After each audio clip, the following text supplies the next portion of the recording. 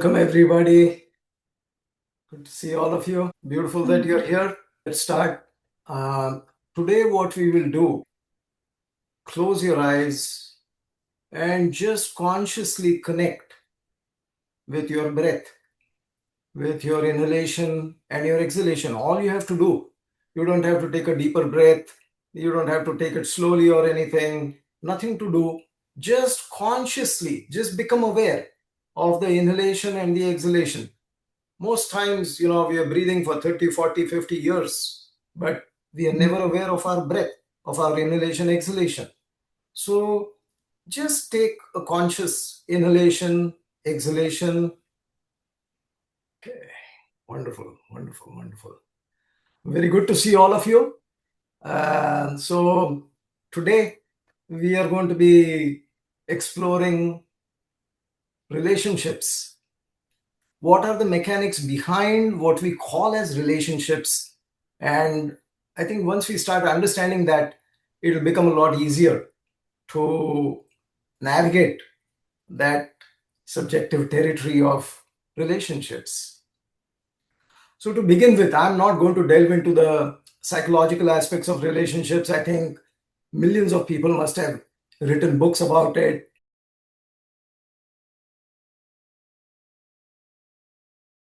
Sigmund Freud, Carl Jung, they all have, given their opinions about it.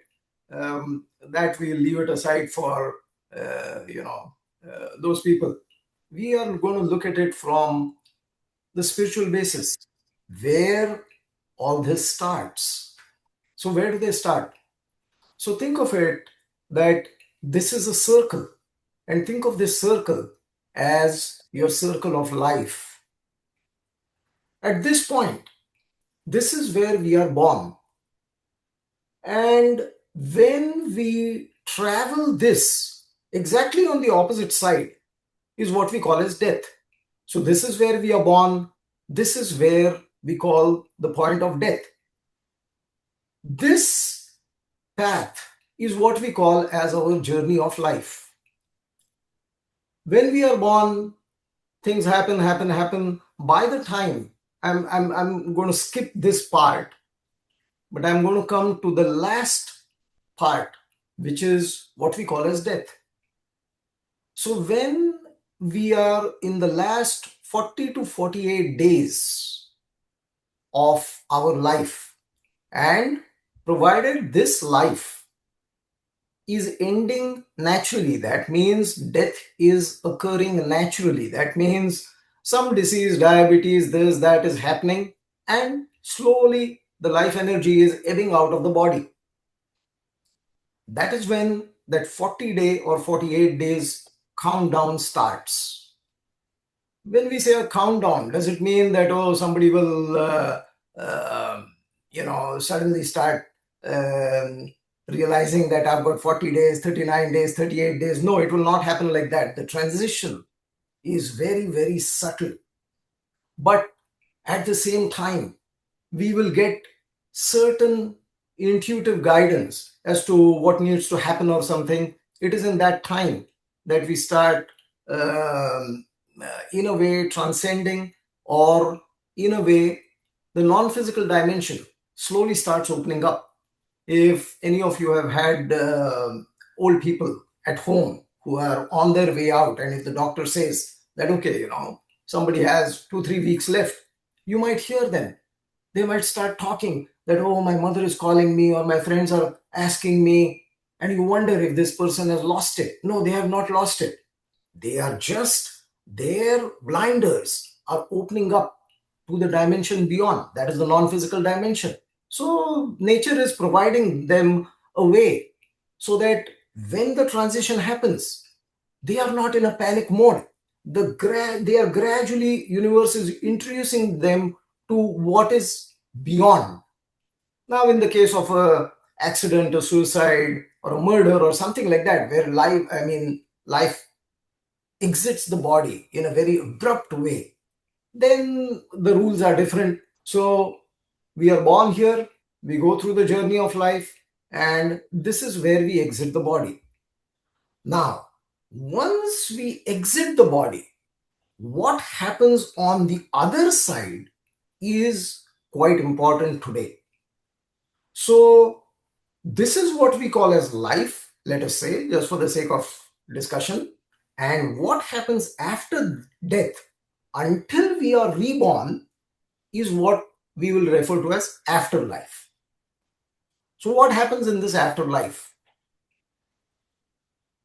To understand this, what I do is I divide it into four quadrants. Think of it like four slices of pizza.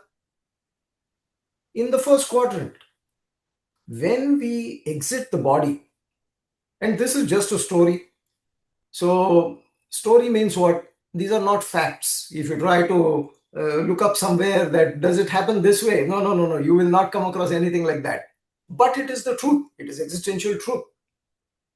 And I'm just putting in words to make it interesting so that we can understand it. So once we exit the body, let us say that it takes about between 13 to 17 days. The being is hanging around, and once it realizes that the game is over, that the body doesn't exist anymore, the relatives have moved on, now it has got no business on this planet. It starts basically looking as to what is the next steps. And now you feel a presence of a gentle being. So this gentle being asks you, how are you doing? You say, fantastic. She says, would you like to come with me? And you say, sure, I've got nothing to do. Maybe I'll come with you. So she puts out her hand and she takes you. So she takes you. This is just a story, mind you. So it takes you to a nice place where you see there's a long row of chairs neatly kept out there. Most of them are occupied. She finds an empty chair for you and she makes you sit in that. The moment you sit in that chair, your entire life's movie starts playing out frame by frame. That movie, which you were in this when you were on planet Earth. I was born here, then I went to school, these were my parents, I got married, I got divorced, whatever, I worked here, I worked there, all those kind of things. They come frame by frame. And for every frame or for every scene that you see, you are pondering over it and just basically seeing, observing without any judgment or anything that, oh, I could have done a little better out there. This is where I was kind. This is where I was loving, compassionate. These were some good times in my life. These were some times when, I could have done a little better. And like that, we look at the whole movie. By the time we are on the last frame, that gentle being comes again. And she says, how was the movie? You say, fantastic. You ask, now what? So she says, come. And she takes you again by her hand and she opens another door. And you step into that room. That room on the other side, you see there's a long table. Behind that, there are 7, 8 beings sitting out there, what we call as, guardian angels, God, enlightened beings, masters, all those kind of people. So you go and stand in front. So the being in the middle, God, he asks, he, she, it, whichever way you find it convenient, asks, so how was it? And you ponder over it and you say, yeah, it was fantastic. He's basically asking, how was your life on earth? And you say, it was fantastic. So then you ask, so now what? What do we do? So he says, yeah, slow down. I will take you through the procedure. Then the being in the middle, God, asks you, if you look back at that life, you saw it frame by frame, the entire movie.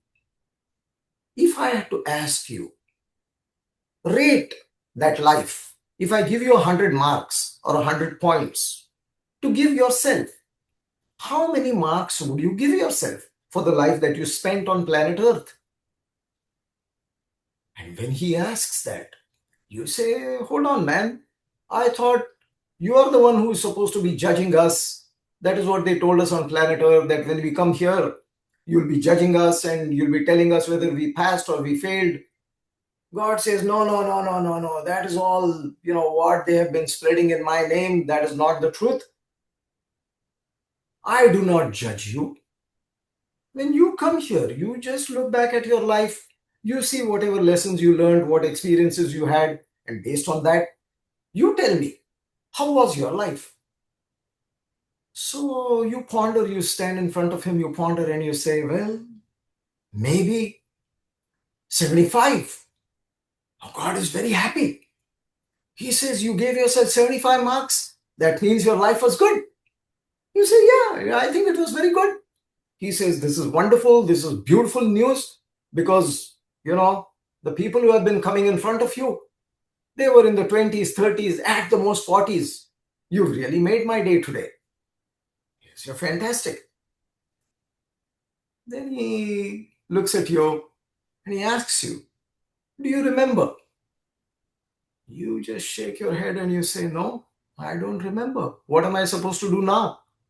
So he looks to his left. You also turn and look towards that side. And you see a big white cupboard out there. It has 5 shelves.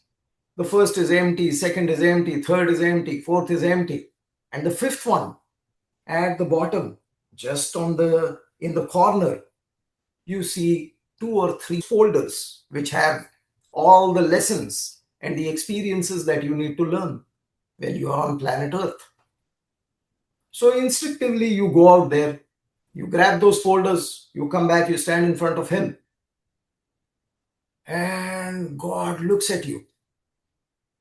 He says, child, usually when people go down to planet Earth, they take at the most 1 or 2 folders. You have grabbed 3 folders. It will be very difficult. Life will be very challenging. Are you sure that you want to take on so much? Now, because most of us are enthusiastic and sometimes even over ambitious, they say, yes, yes, I want to take these 3 because those are the only 3 left out there, so that as soon as I come back, I will have learned all my lessons, all my experiences will be done, and I can come and maybe join your advisory committee. And God says, well, that's a good plan, but I'm telling you, life is going to be very hard, challenging, very difficult. You might, in the middle of the night, you might sit crying and weeping like, why did I have to, why are you not blessing me? Or is my life cursed? Why is it so difficult? Why am I so suffering so much? Why am I in so much pain? But at that time, in that experience of the non-physical dimension, we do not have a body, nor do we have a mind. So the reference of pain and suffering is not there. When the reference of pain and suffering is not there, it is very easy for us to pick up all this work thinking that we'll just sail through it. It is only when we come down to planet Earth, that when we have a body and when we have a mind, that we realize how difficult, how challenging it is. So God says, I'm cautioning you, don't take this much. Go with just 1 or 2 folders, learn your lessons, come back again, then again go with 1 folder, life will be easy. You tell God, if you ever went down on planet Earth, you'd realize how difficult it is. Don't make me go there twice. I'm going to take everything that is left for me. Go down, go through the lessons, learn them, have all the experiences so that I'll be done forever.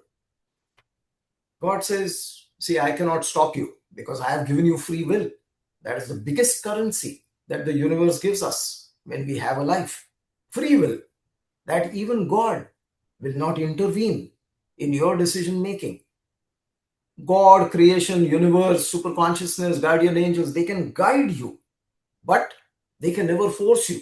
They will never control any outcome. They will never force you to do anything against your free will. So God says, fantastic. If you want to go with your three folders, totally up to you.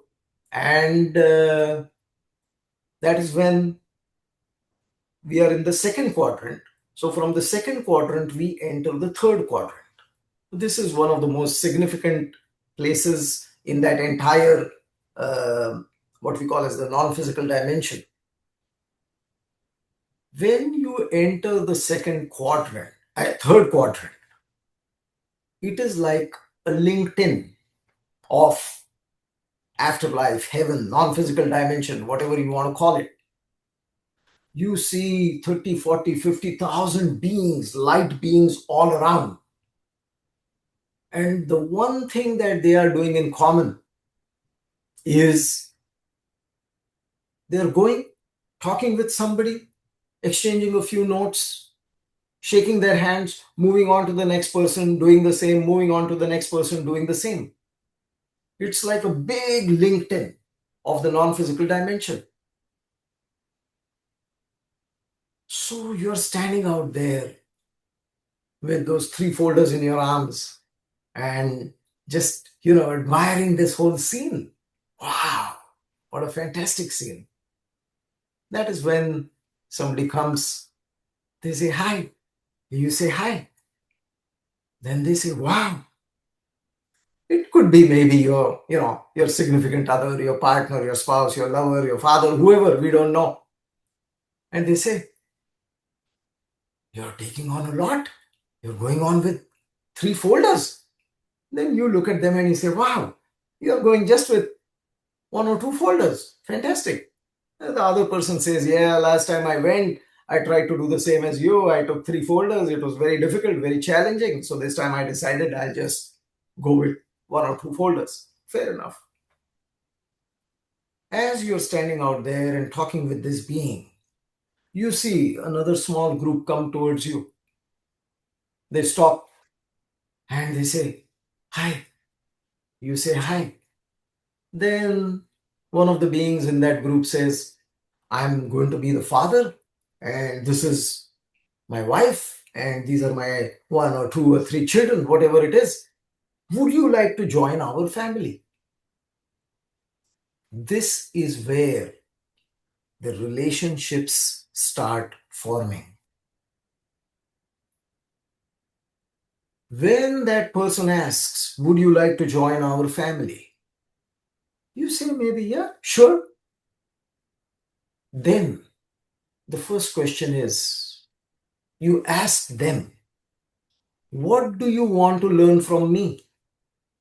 Then the father, the mother, the other two maybe children, they start looking in their notes, in those folders where you have the list of lessons written.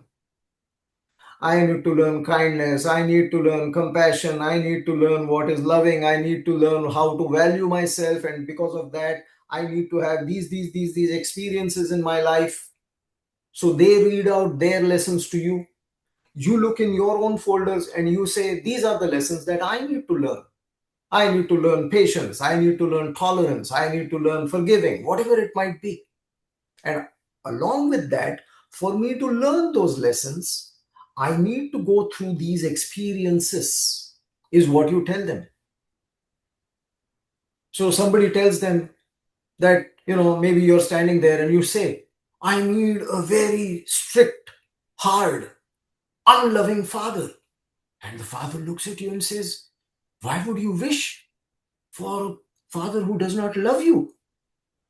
Then you tell them the story that in my last life, or in 2, 3 lives previous, I used to be an uncaring father. So this time I have to learn the exact opposite lesson. So that is why I need you to be uncaring or unloving for me.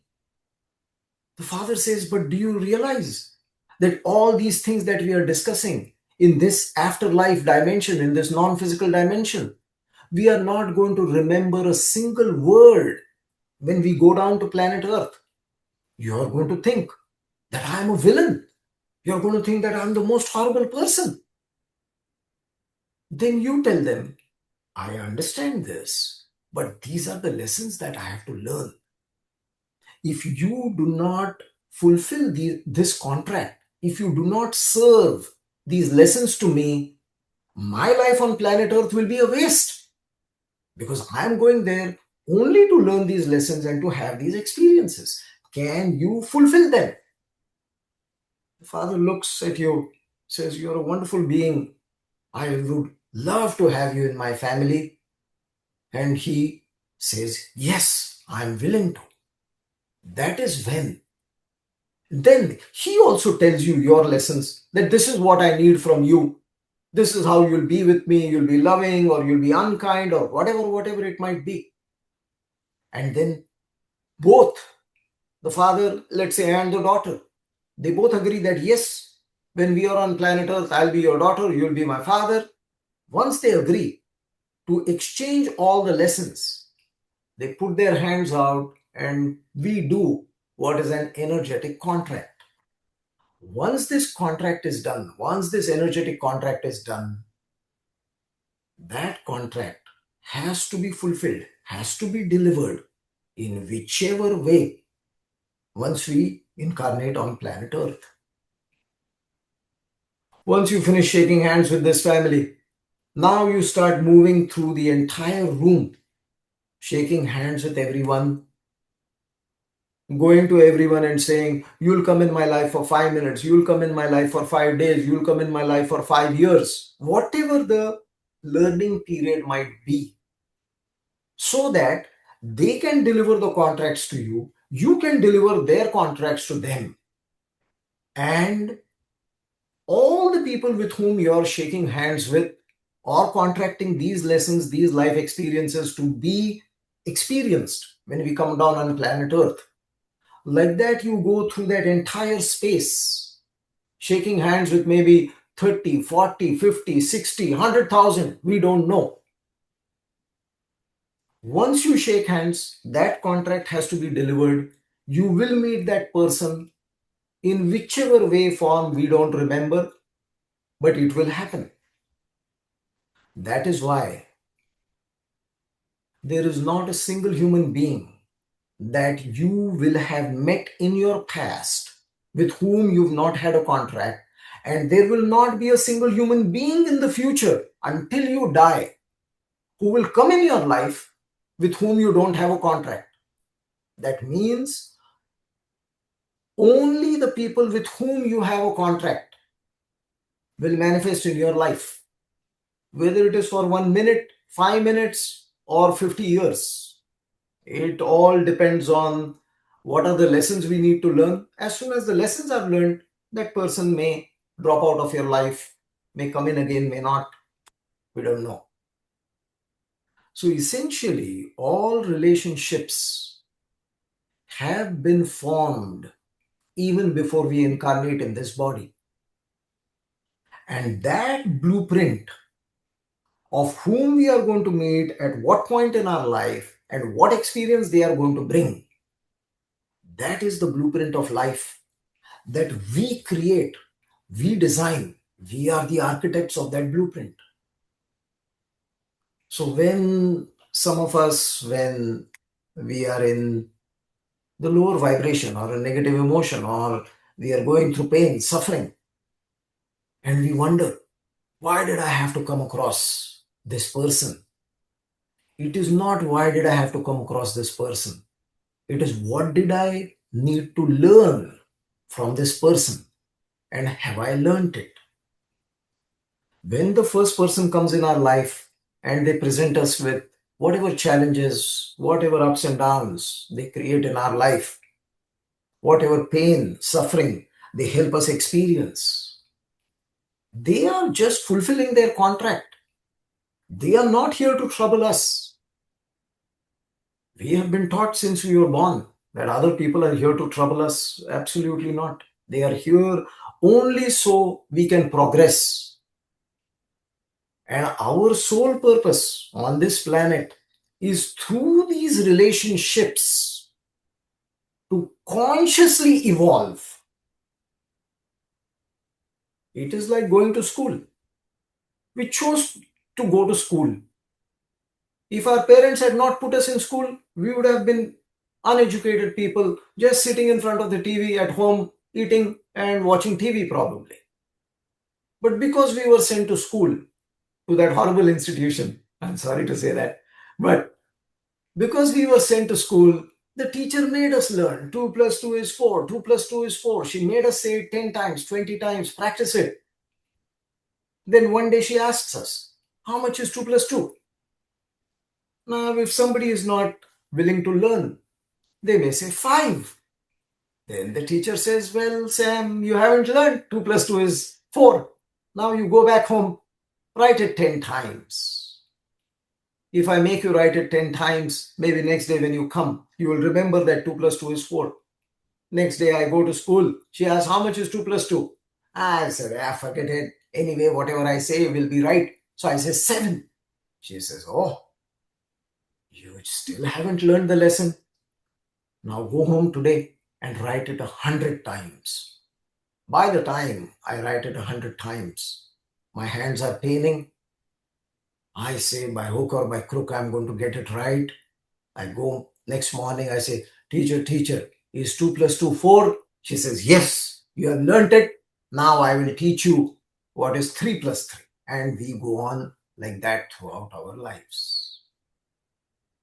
Every time we learn the lesson, that lesson need not come back again in our lives. A new lesson is brought forth.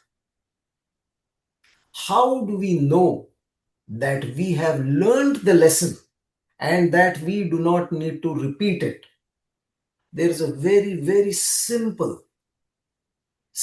way, and that is, while learning the lesson, if we have reacted, that means if we have been in the lower vibration and the reaction has come through the mind, that means the lesson has not been learned. If we have consciously responded through the energy of the heart, that means the positive or the higher emotions, we have learned the lesson. So supposing, I'm driving outside and maybe I'm in a parking lot and let's say somebody comes and scratches my car. Now, immediately my mind, let's say, it jumps into a reactive mode. Oh my God, I'm going to have to file insurance claim. I'll have to call the cops. Oh, this is a waste of time. When I go into the analytical, strategic, calculative, thinking, ego mind, there is going to be a reaction. The reaction means I will bring suffering and pain onto me. That means I have not learnt my lesson. I have yet to learn my lesson. Somewhere a little later, that similar lesson will be presented in a different way, where it tests, is Sam reacting or is Sam responding? Now, if I had to respond, I see the scratch has been caused on my car or a dent has been caused. I go to the other person. I say, can we exchange information so that I can file a claim? I also tell him or her, yeah, I know you never meant this to happen. It is okay. You go your way. I go my way. And we respond from the heart. That means the lesson is learned. That means it does not have to reoccur in our life. So when we react, we are bringing on more and more pain and suffering upon ourselves. And unfortunately, because this has never been told to us, we think that reacting is the only way that we have to conduct ourselves. So that is where consciousness comes in.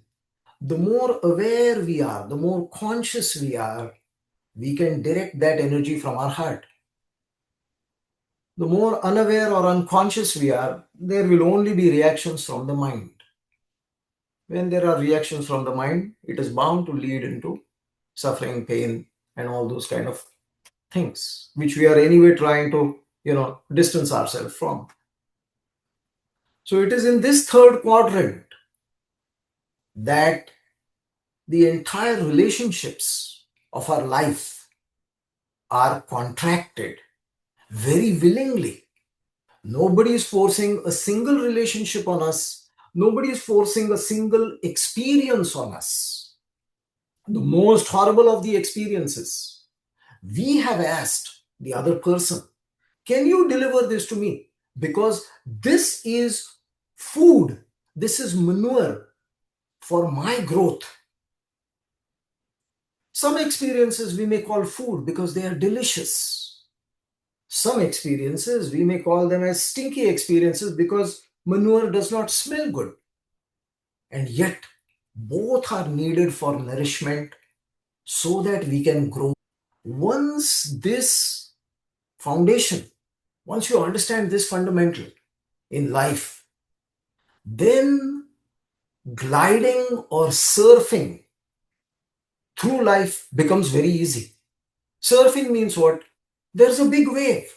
Wave looks very dangerous. But if you have a surfboard and you know how to surf the wave, you can enjoy that wave for as long as it is rolling and you are on the surfboard and you are not falling off. But when we are reacting, it is like falling off the surfboard. Then when we go into the wave, we feel drowning, water in the lungs, and it becomes a very difficult process. Then we say, why is life so bad? Life is not bad. Life is neither good. It is we are deciding through our reaction or through our responses how the outcome of life we experience. If we react, it is unpleasant. If we respond, it becomes pleasant. But to maintain the feeling of pleasantness, consciousness is a key factor. Without being conscious, pleasantness will happen only accidentally. But the moment you're conscious, that is the time. Every time you hold yourself consciously, you will see that you will be able to respond and it will be a pleasant sensation within the body. In the fourth quadrant, we are just waiting in a line, uh, trillion souls or beings with only 1 million bodies available on planet Earth. These are not some exact figures or something. All I'm trying to say is there are many, many, many souls waiting to incarnate on planet Earth. But only the few who have done well in their last life are given the priority in the line, waiting to drop down on earth to be able to receive a body. So people who have 60s, 70s, 80s, 90s, they get pushed forward in the line, and one by one we start dropping down, and that is when we drop down, we come to the starting point of this circle. That is where life begins, and we start the journey of life, and that is how it goes on. One thing I want to mention, that when it comes to religion, morals, ethics, legality, society, we use the word right and wrong, good and bad. Why? Because all these things depend on duality. Ugly, beautiful, attractive, not attractive. Right, wrong is the basics, the first ones that comes to mind. So morally, ethically, legally, socially, religiously, psychologically, right, wrong, and all that exists. But in existential reality, right and wrong does not exist, good or bad does not exist. It is simply the way it is. And there is only one small, not small, but very big thing, that is, it is still frowned upon. And that is taking one's life. That is suicide.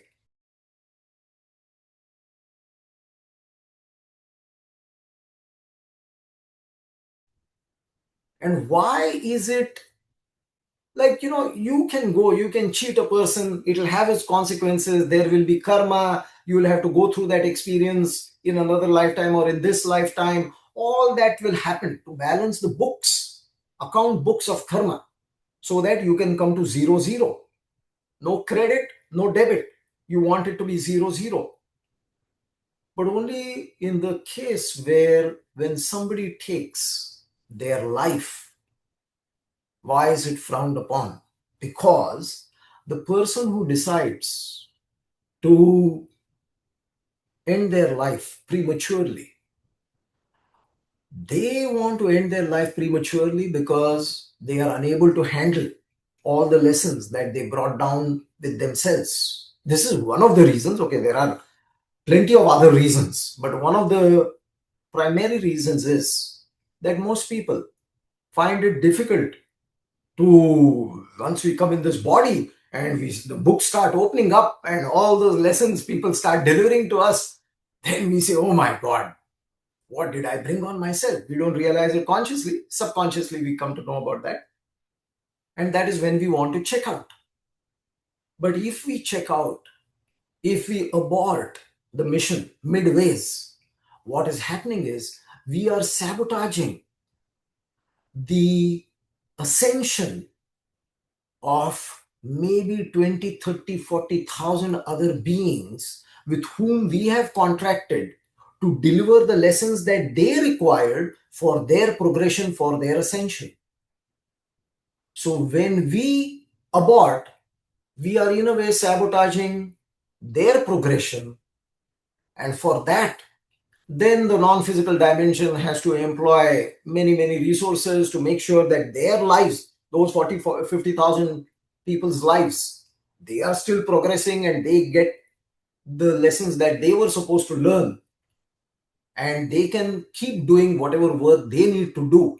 And for that, when extra resources have to be allotted, then, they say, and we give you a body. First of all, those bodies were available only in limited numbers. You took a body, and then when you came down, you decided that you didn't want to go through the whole mission. That is something that is why suicide in any religion or in any society or in any legal system is, that's something we don't do. Rest everything, it will have its own consequences. You will go through it. Karma will be added. Karma will be deleted. Whatever happens, you are being able to manage it on your own. That is the journey. That's the game of life. Suicide is the only exception. So this was, I thought, my foundation of where we should start looking at relationships. Because when you just look at relationships that, oh, my child, my father, my family, my this, we are looking at it just on the top level. But when you understand it, from where all these things come, and I think the word relation, if you look at the etymology, I think it comes from the Latin word relatus. And it is, I think it essentially means to bring back information. So relation means bringing back information for, and information for your egos, for your ego, for your trauma, for your soul evolution, because no work can happen in static comfort. So you need these poking and prodding and messengers who come and deliver their lessons. It is like an alchemical tool. And the trigger which is caused, or the discomfort which is caused through the trigger, will actually bring consciousness so that the soul can evolve and expand. So I hope this made sense. And please, if there are any questions, we'll start with questions. Or if you want to, share any observations, whether you agree with it or don't agree with it, whatever it is, perfectly fine. We can discuss it.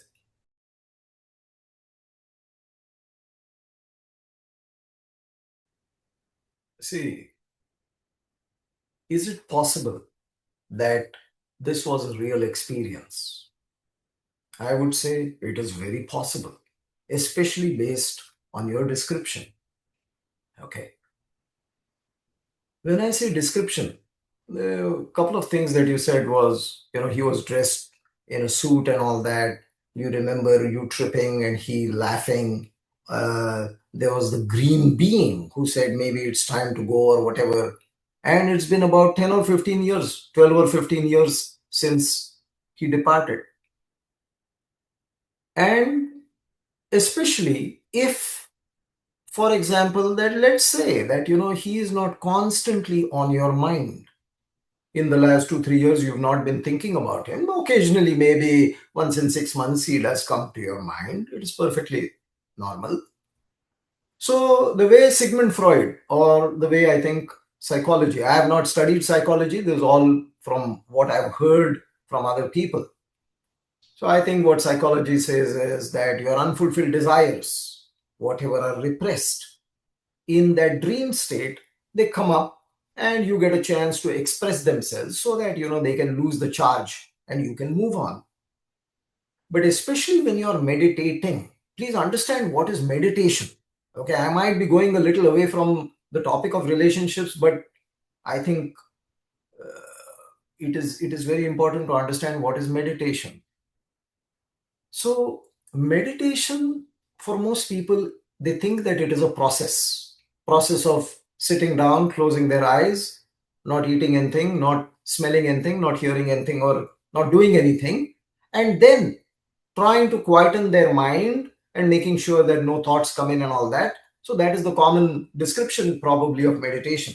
But meditation in its true sense is making yourself zero as much as possible and connecting with what is not you. You means YOU, or when I refer to myself as I, that I identity, what we are doing is we are transcending that identity of I.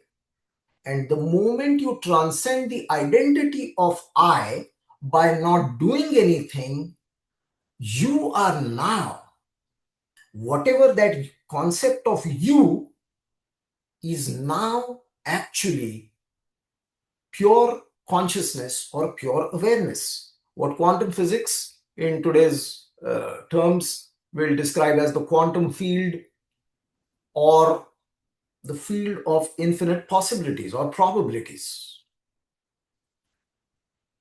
As the energy starts touching that field, or you become so less of yourself, or you become so less of the mind, where the field is now able to bring in whatever it needs to, in that field, what you and I think, or what we have been trained or programmed to think, that time is linear. Linear means in the middle is this present moment. Whatever happened before this present moment, this morning, 50 years ago, 20 years ago, is the past, and what has yet to happen is the future. All that collapses. In a way, it does not collapse because there is no question of it collapsing. This is just in our mind for us to understand this, because we are so caught up in this linear time definition. That is why I am using the word collapse. Otherwise, there is nothing to collapse, because everything is happening in the here and now.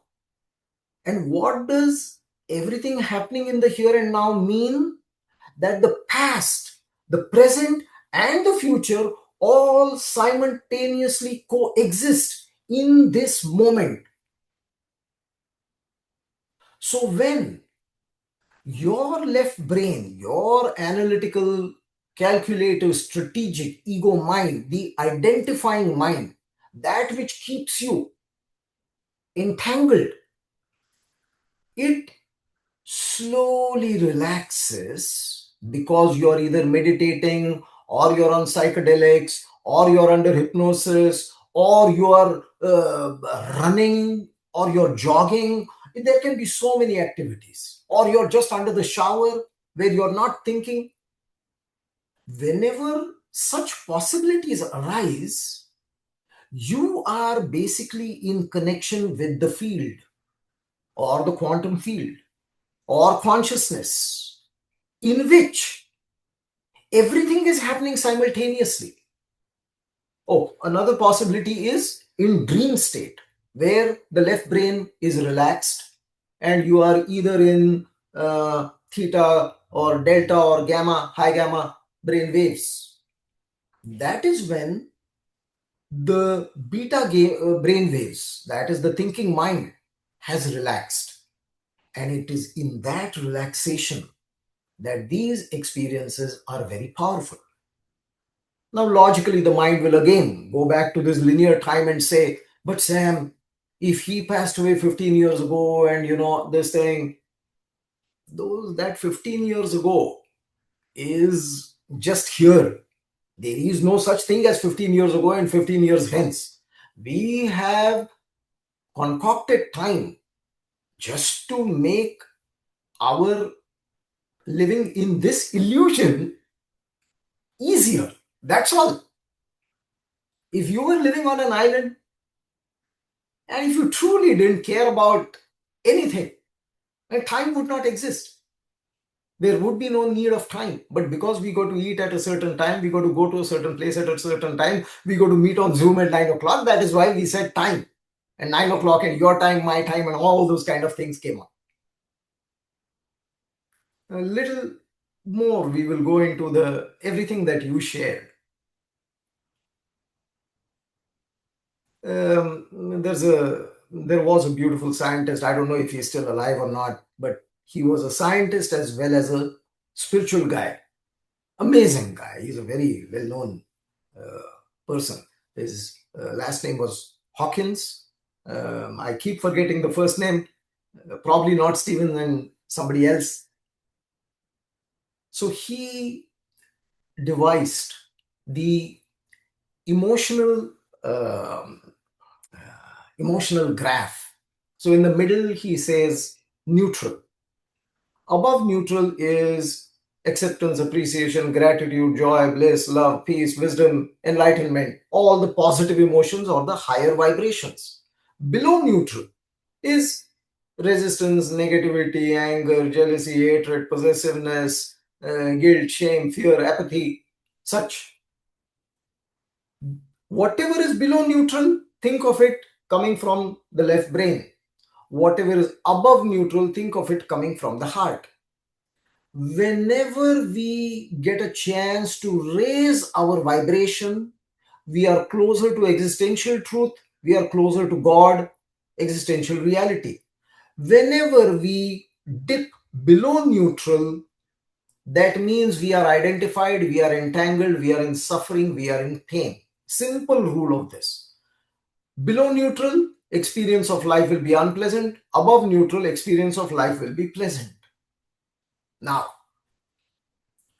you're tripping in front of your grandfather, and for whatever reason, he found it funny, he laughed. In that laughing, he raised his vibration.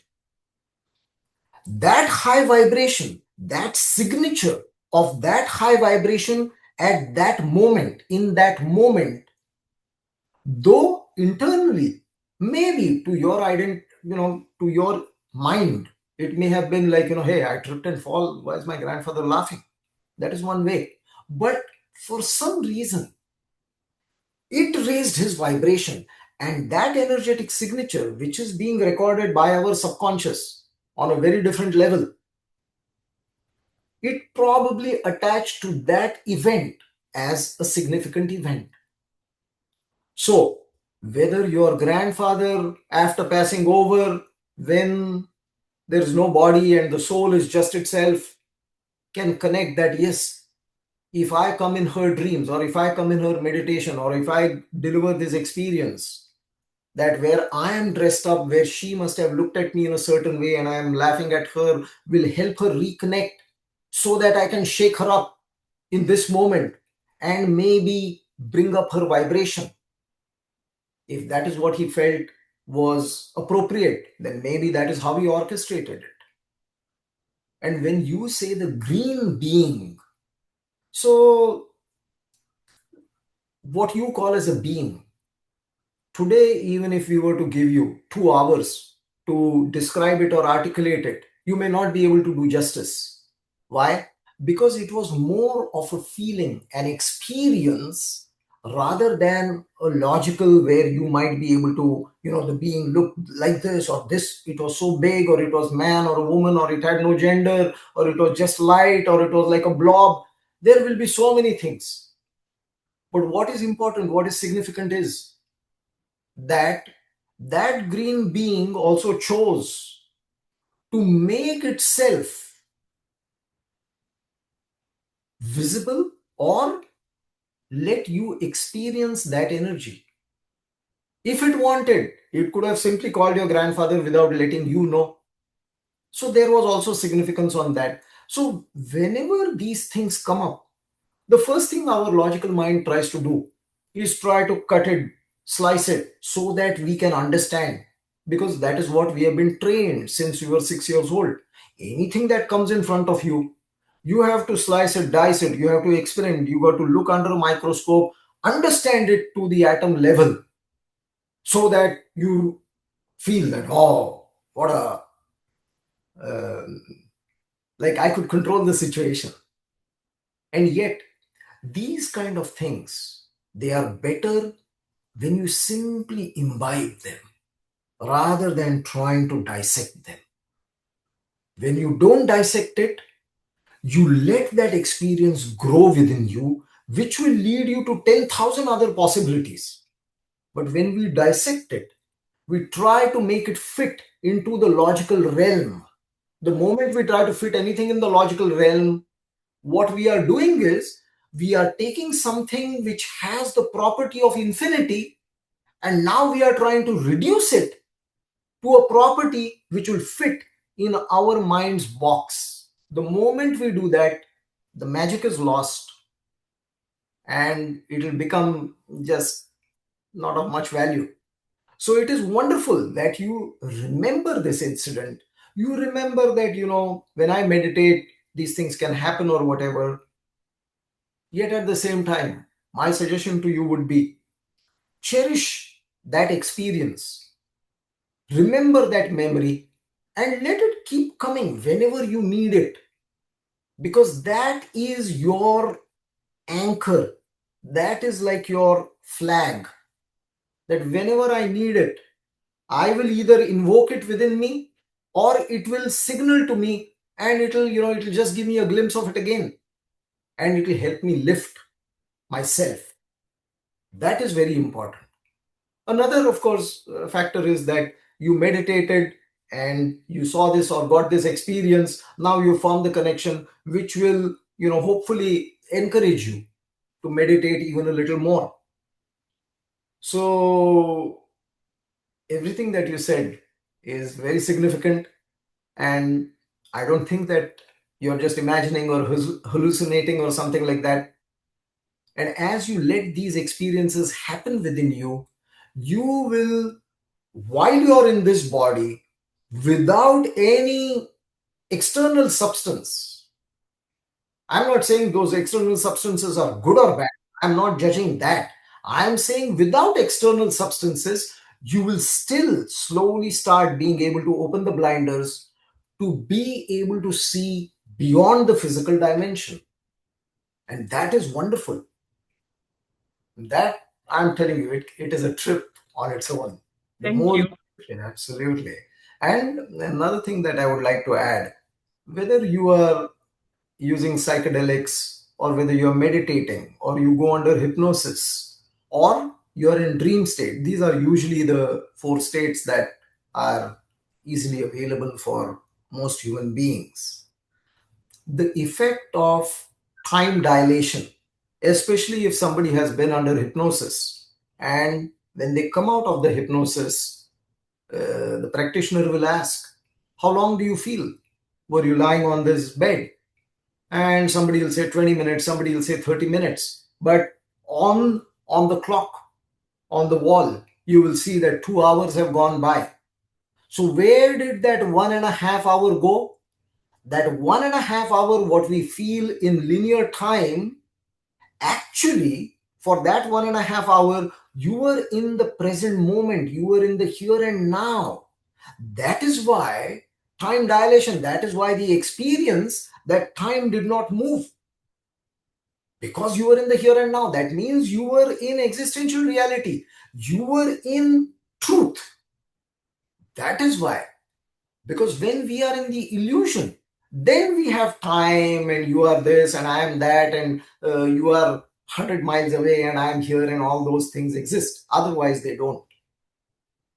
So very nice. Yes, anybody else?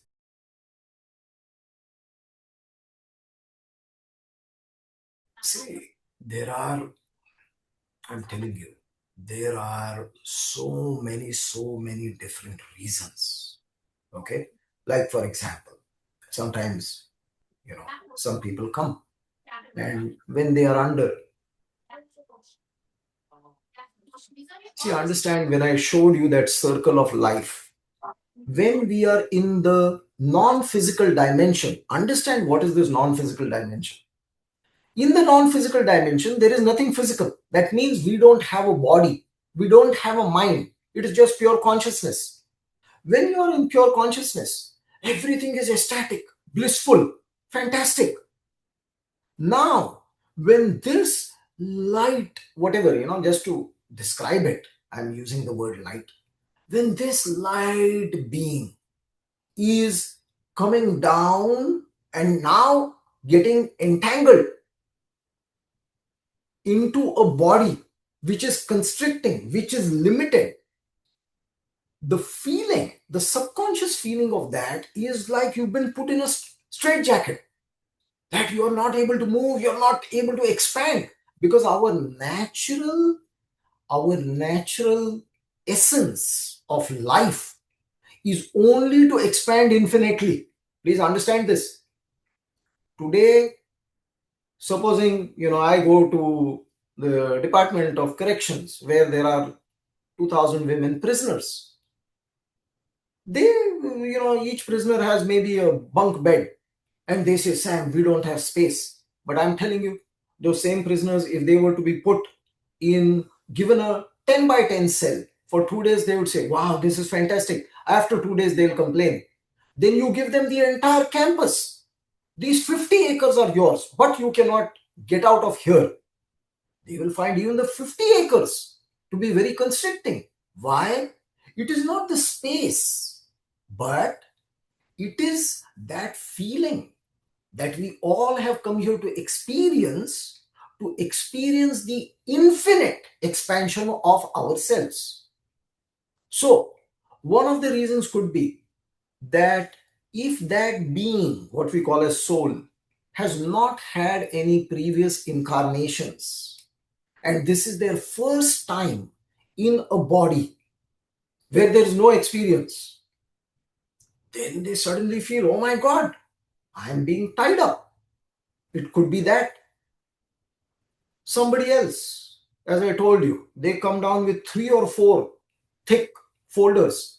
And when those lessons start coming down, cascading, it becomes so overwhelming that the easier way out becomes in my life. Sometimes it can be that there are outside influences. They've somehow, and these things can happen. So it is very difficult to say as to why somebody did something, because usually the most of these ways that they happen, they are so bizarre, so difficult to say, depending on each one's circumstances, how their energy is at that time, and how open they have been to external energies, circumstances, situations. So many things can decide all that. Yet, why do we discuss, or why did I bring this up? Is because in many people's lives, sometimes we feel that we are hitting that rock bottom, and we feel that we cannot take it anymore. And that is, at that time, it can be a very thin line for a person to cross. So when we, in this kind of a situation where the energy is very conducive, and we have heard this and we have imbibed this, that you know what, this is not a choice that even exists for me. I'm going to live my entire course of life. Whatever lessons I can learn, whatever experiences I can bring to myself, I will do it in the best possible way, as appropriately as possible. And when my time comes, when I have whatever karma was allotted for this life, I have expended it, I have burnt it out, then I will progress and move on. When we understand that and we keep it and we take it in our mind, then we form a good foundation that if at all I were to face a sudden moment of crisis, I do not even think of these things. I just say, okay, I've got to be conscious. I draw my attention inward and I stop reacting, start responding, and I carry myself, because this moment will pass. And that is how we are able to do it. But people who may not have been introduced to these ideas, sometimes, they, and it doesn't mean that, if you've been introduced to this, that somebody may not think of this. I mean, there are too many factors. So when somebody has taken this kind of a step, whatever support that we can do from our side, uh, we try to do it in the most appropriate way. So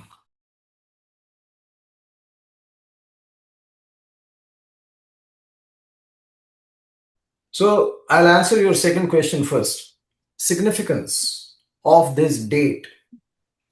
Why do I see that, my twins and this happened, then I met my significant other on this date? What is significant about this date? Is this a portal? So understand what is a portal. Portal is not a location, not a geolocation through which you walk through and you get onto the other side. A portal is a conducive energetic atmosphere which is being created in the here and now. For example, let us say that if we had to say that we are, let's say, okay, today, just to understand this concept, let us say that we are in November, so 11/11/2011. So we see 11/11/2011. We see 11/11/11 repeating 3 times. Now, what is happening is that day so important or so aligned that the sun is in this angle and the moon is in this angle and the stars are in this angle? Maybe, maybe not. But what is more important is that people all over the world, out of them which are spiritual, some of them who are non-spiritual, are noticing something, that, oh, 11/11/11 is repeating. And when something repeats, it catches our attention. The moment it catches our attention, what is happening is, out of the 8 billion people, let us say even 1 million are thinking that, wow, 11/11/11. Somebody's thinking it's a portal. Somebody's thinking it's a Stargate. Somebody's thinking, wow, what a beautiful number. Somebody's thinking there must be something special about this date. I don't know. Now, what has happened is we have 1 million people thinking about this day. So, that energy is being invested in that concept of 11/11/11/11/11. Automatically that energy starts rising, because whenever we focus our attention on something, we are affecting the energy at a subatomic level. And whenever we affect anything at the subatomic level, now we are putting the ball into manifestation. So just the mere fact that by you connecting this, that my twins were born on this day, this thing happened on this day, I met my significant other on this day, and they all seem to be on the same date. You are creating your energetic portal for you to make use of it consciously through your heart for whatever you want to do. Now, on that day, if you say, this is such a beautiful, significant day that maybe I can do this, then all your energies are aligned in such a way, and you're conscious that by the time you take up that task, you will probably do it successfully. So don't my view, and this is one little view, everything that I talk, there are a million perspectives, but from the perspective which I am talking, if I were in your place, I would look at this day as the universe is showing me some sign through the five senses that I have: touching, tasting, hearing, smelling, and seeing. Now, this sign I would consider as, oh, I'm seeing 11, 11, 11, 11, 11, 11. It is drawing my attention through the sense of sight. But whatever it is drawing my attention that something significant is occurring or can occur, or you can manifest it or whatever. So hone in your energies and make it happen. So that was my sharing regarding your second question. Now, the first question of quantum entanglement, genetics. Okay, please understand that in the West, we use the word genetics. In the East, the same thing is what we call as karma. Karma and genetics, they are one and the same. They are the building blocks of us. That means the basic information, whether it is zeros and ones or whatever data we need for that one cell to become two cells, to become 8 and 16 and 64 and keep multiplying to make this entire body. In classical physics, we will call it as genetics. In the spiritual realm, in the yogic sciences, we will call it as karma. So, this karma or these genetics that I got from my father and mother, are they going to continue? And will they keep continuing like this? And let us say, I'm not saying this in any bad way or anything, but let us say that if somebody had to have horrible parents and they were concerned that, oh, my mother was horrible, my father was horrible, now I've got their genetics or I've got their karma, does it mean that I'll be leaving a trail, and my children, my offsprings and their children, they'll all turn out just like my horrible parents? This is absolutely not needed. So there are, let's say, two broad possibilities. If your procreation and how you hold yourself, if it happens consciously, that karmic cycle will stop out there. If your life, if it happens unconsciously, then whatever your karma and what you got from your two parents will be passed on to the next generation, and it will keep going like that. That is why, that is the basis of what, this is what we say, that when you heal yourself, you heal everybody around you unknowingly. What does that mean? That means when you hold yourself in a conscious way, in the vibration that is pleasant, that you desire for yourself, you are letting go of your past karma. This is what we will say is epigenetics. What does epigenetics means? Genetics means you are born with these markers. Now, if you believe, okay, I don't mean to say this, but if you believe that somebody in my family has got cancer or diabetes, so because I am their offspring, I will also have that. That is what modern biology has taught me. That modern biology is 20 years old.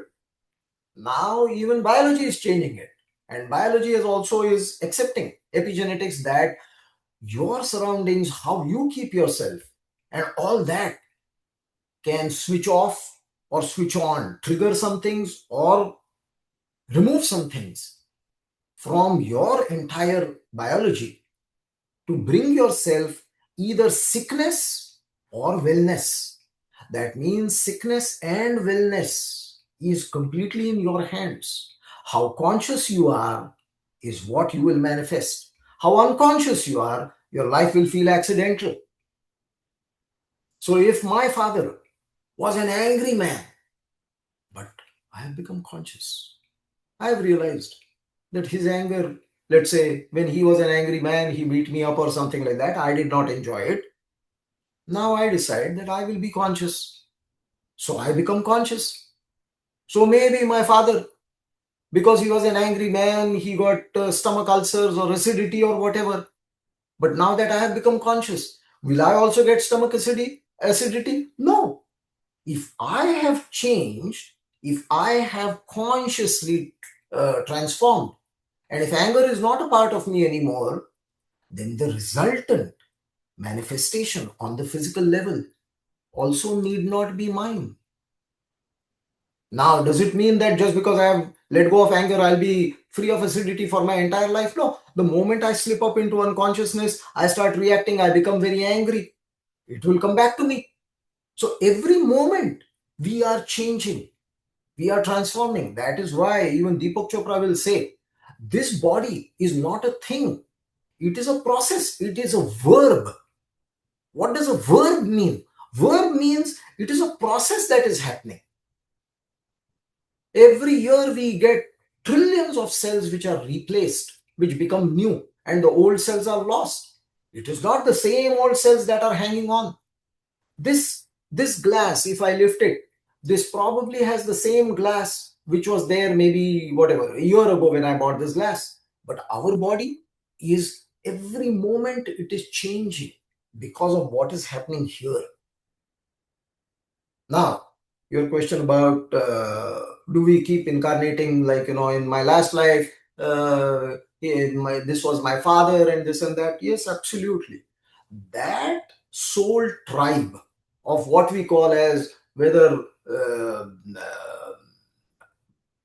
10,000 people or 40,000 people, or if he is the president of a nation, in his case, maybe 300 million people, all that, those dynamics will keep going around, and we will keep incarnating with most probably the similar people whenever there is a chance for us to learn lessons so that we can evolve. Right now, in this body, in this experience of life, you are feeling that, Sam, please don't say that. I don't want to come back with these people. These guys have created enough nuisance in my life. Existentially, they have not created any nuisance. They have just delivered the lessons that we need to learn. Maybe we have yet to learn our lessons.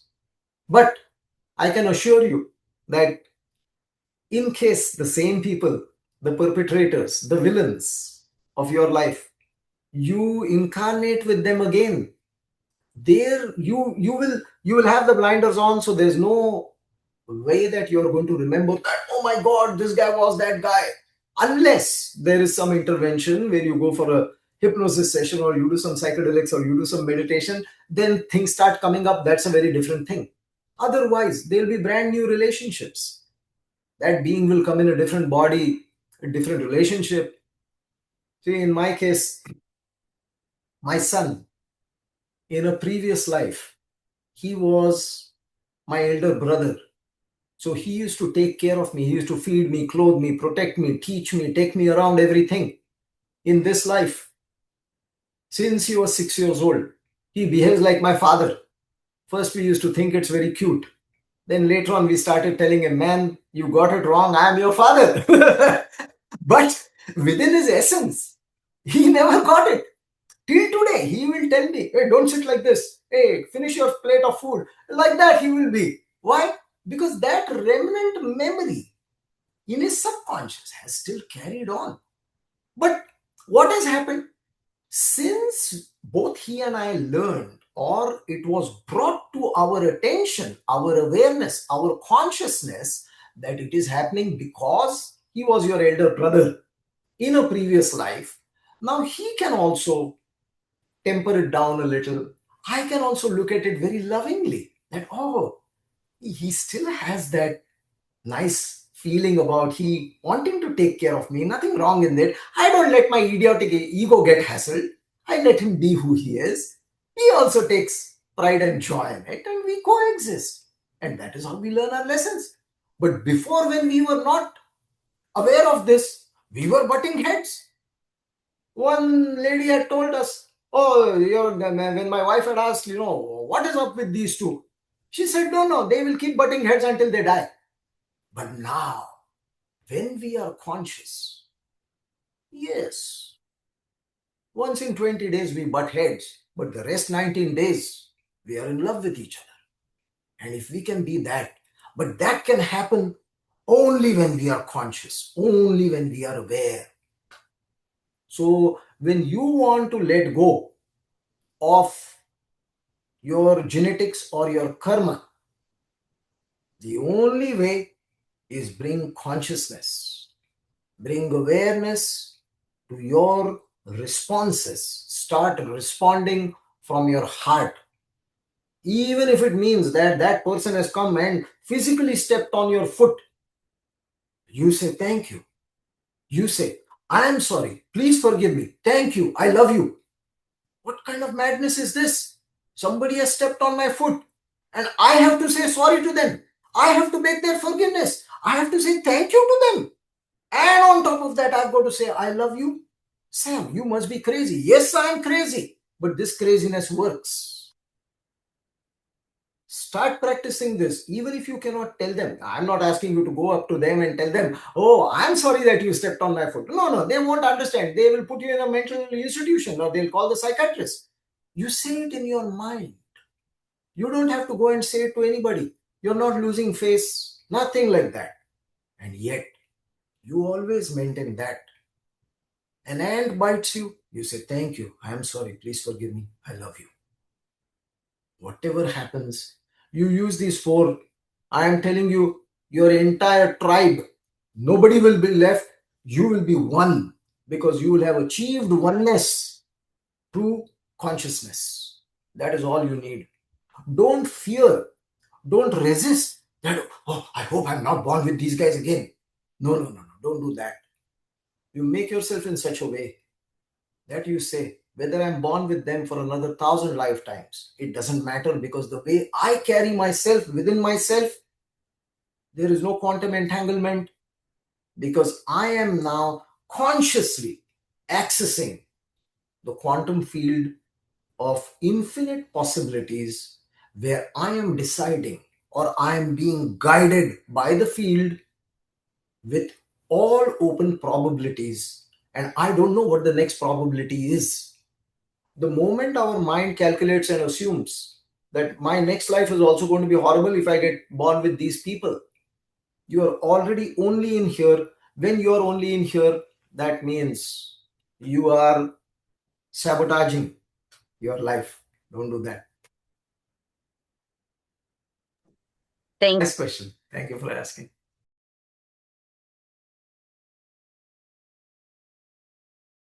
So what happens is that when somebody has gone through this kind of a difficult period, that exit out of the body is what basically shapes the experience of that exit. Experience of that exit. Remember this. That means what people call as hell or heaven is actually the experience of the journey. Hell and heaven are not locations. They are the experience of when the being or the soul is exiting the body, based on whatever accumulations of memory and experiences that have happened a few days, a few months, a few weeks, a few years before the person exits the body. In this case, if the person, see, the moment the person exits the body, they, when the body is not there, they are in the non-physical dimension. From there, they become an observer. They can clearly see, oh my God, I've got such a fantastic body. They are not in pain, they are not in suffering or anything like that anymore. But they can clearly see that I'd gotten such a wonderful body, just that I think I took on too much of the homework or the lessons to be learned. next time I think I need to moderate that and somehow come back. So what happens is that when somebody passes through a traumatic experience, that is why we usually use the examples of murder, suicide, accident. When somebody goes through that kind of a traumatic experience, there is a cooling off period that happens. They don't automatically get into this route that I'd explained earlier. There's a cooling off period. So it's like, supposing uh, you've had maybe 5 or 6 alcoholic drinks. So before the doctor can do any services for you, that alcohol needs to come out of the blood. So they will say, you just drink water and wait here for 4 or 5 hours until that alcohol comes down. We may not be able to do anything for you. Once that alcohol comes down, then we will get you into the OR and start working on you. So the same way for people who have exited through a traumatic past, there's a cooling off period, and as soon as the cooling off periods happens, then the same journey starts. Now, we as human beings, we have emotions, we have this body, we have this mind. So when we see a near one, especially a mother, has passed this way, then naturally we hope and we wish that she passes on quickly and all that. Yes, that is natural. And still, I will tell you that instead of putting your time and energy and effort into thinking that my mother went through difficulties and that is how she left her body, even if you have 1 or 2 or 3 or 4 or 5, whatever limited memories of some little nice things, one day she baked a cake, one day she took me out, somebody tried to come and do something to me, but she came in the middle and she protected me. Whatever those good memories are, focus on that. Cherish those memories, because how you feel within, unknown to you, you are a lifeline or an energetic line or a tether to those beings that whom you're thinking about. So anytime you think of them in acceptance, appreciation, joy, bliss, gratitude, whatever the higher vibration that might be, you will be actually energizing them, because they do not have those controls anymore. That is why when we do, let's say, rituals in many religions or many cultures, they might have some kind of rituals for people who have passed away. Those rituals are for that, because that day everyone gathers, they have some good food, and anyone who's eating food, they usually feel good. So when you're feeling good and thinking of that person, automatically it gives energy to that person or that being. We won't call it a person. That being, that disembodied being, it gives them the fuel, the charge, the energy to progress, to take the next step forward. So rather than thinking of how she went and all those logistics, consciously bring in the positive memories that you had with her. Look at the pictures where she was carrying you, or she was dressing you up, or doing whatever, giving you an ice cream or whatever it was, and live with that. Well, the rest of the thing, it really doesn't matter. Do you think of yesterday what you put in the trash can? No. You just say that, okay, I've got a trash can, I've got to tie that plastic bag and throw it outside. But what you have in your house, the good things, maybe your sneakers or whatever they might be, you look at them every day, you feel good about that. That is how you energize that. So let go what doesn't serve you, and stick with, focus on what serves you. And that is what serves you and brings up your emotion will automatically help her. And whenever that thought of gloom and doom comes, you immediately bring yourself back into Yeah. your axis and take a moment within you to think of something that is positive, something that is beautiful. And that way, you are now on top of that energy, which is positive. You put a positive layer. So, thank you all. for joining us. Yes, Soul Puppy. Very nice, very nice.